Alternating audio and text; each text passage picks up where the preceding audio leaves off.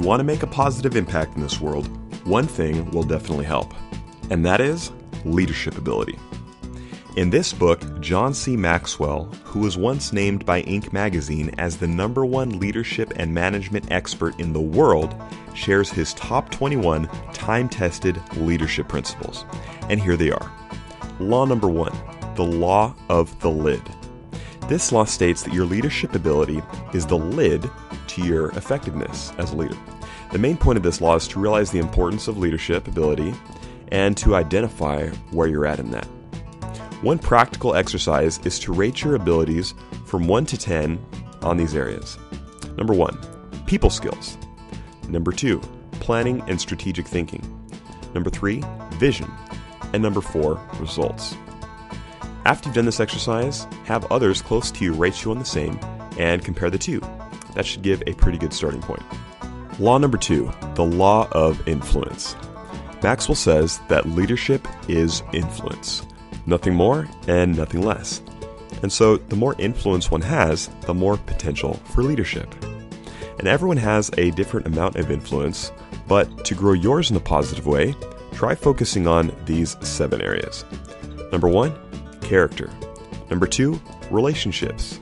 Number 3, knowledge. Number 4, intuition. Number 5, experience. Number 6, past success. And number 7, ability. While motivation can come in a moment, growth takes time. The good news, though, is that commitment to the process will bring results. Here are 5 phases of leadership growth. Number 1, not knowing what you don't know. Number 2, knowing that you need to know. Number 3, knowing what you don't know. Number 4, knowing and growing and it starts showing. And number 5, simply going because of what you know. And this last stage is nice because it's when leadership can become instinctual and even automatic. And it does happen, especially for those who follow the law of process. Law number 4, the law of navigation. There's a quote that states, "Anyone can steer a ship, but it takes a leader to chart the course."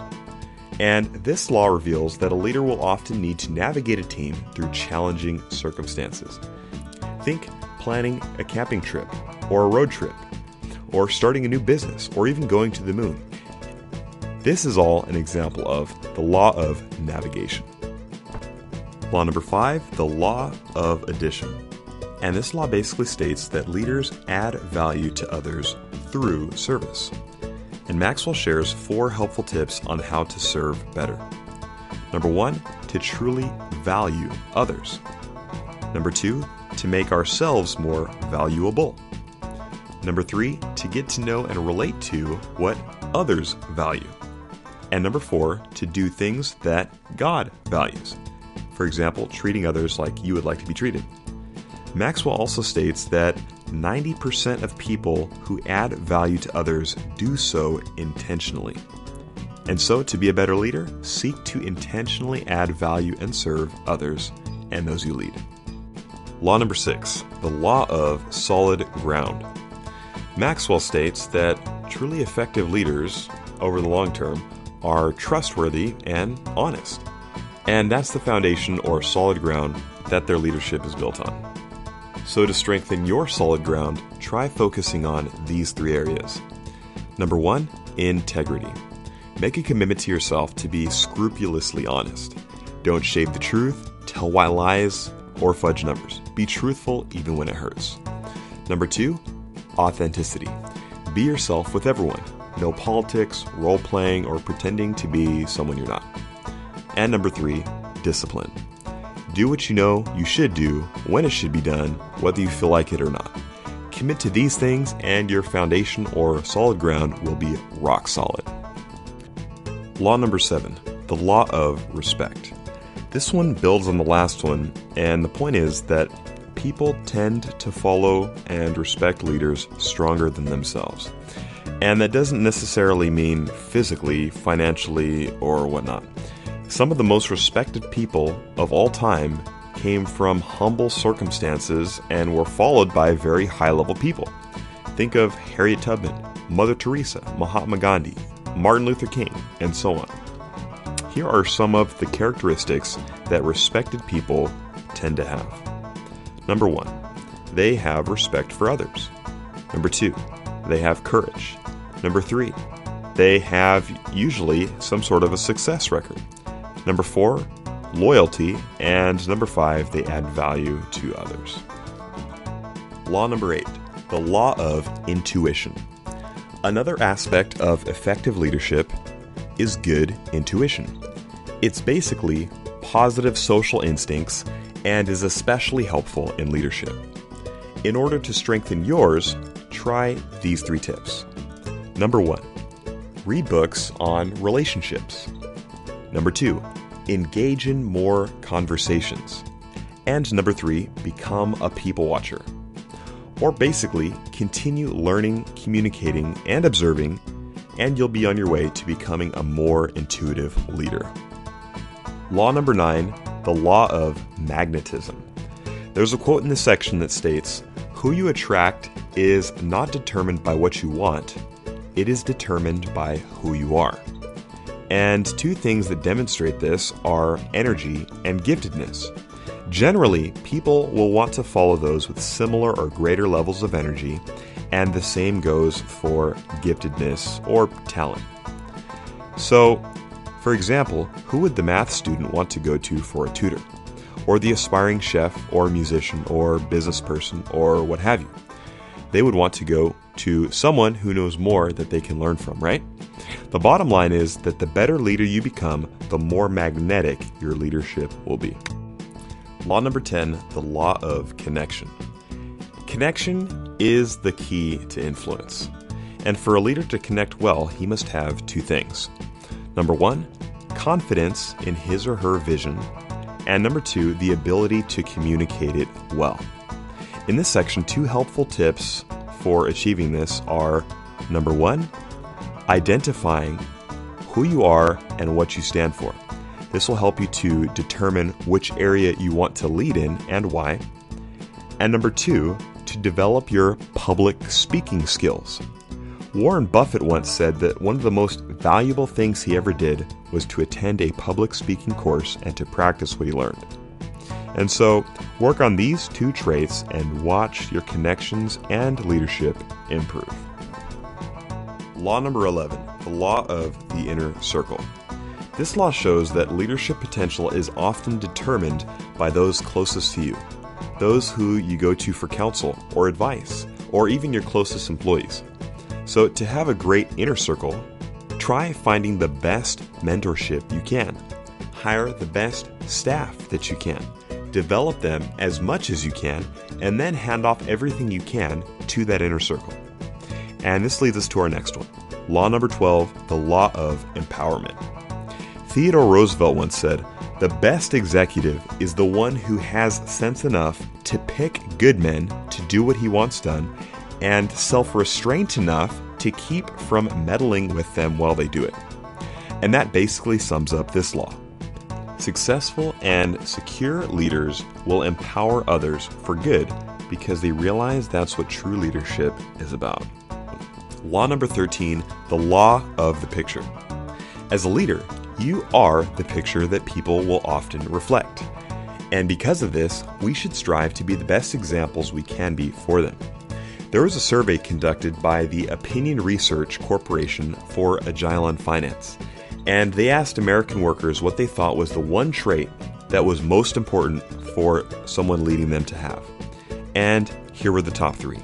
Number 3 was knowledge of the business. Number 2, strong ethics and morals. And number 1, leading by example. And so the bottom line is, the most effective leaders will give their followers exactly what they want, and that is a good example. Law number 14, the law of buy-in. In order for a message to be truly influential, people need to also be bought into the messenger. If they aren't, the vision will have little effect. A phenomenon that shows this is that leaders tend to develop the vision first and then find the people, while the people tend to find a leader they believe in first and then they find the vision. But whatever the case is, and whether it be because of likability or charisma or trust or competence or respect, the more buy-in someone has, the greater will be their influence. Law number 15, the law of victory. In his book, First, What It Takes to Win, Rich Froning, who for several years was named the fittest man on earth, said this: "In training, you listen to your body. In competition, you tell your body to shut up." And a common trait of exceptional leaders is that they push through challenging circumstances to gain victories. And in this section, the 4 aspects of team victory are unity of vision, diversity of skills, dedication to victory, and raising others to their potential. As you focus on these, you should see more wins and start to gain momentum, which leads us to law number 16, the law of Big Mo. Momentum is a leader's best friend. And you see, the thing about momentum is that it always starts at 0. But as leadership is developed, victories will increase, and so will Big Mo, or momentum. It's inevitable, and it becomes like a downhill snowball. Growth becomes faster, and leadership becomes easier and more enjoyable. And at this point, it becomes important to know how to keep things going in that right direction. Which leads us to law number 17, the law of priorities. In order to maintain growth, a leader will need to differentiate between activity and accomplishment.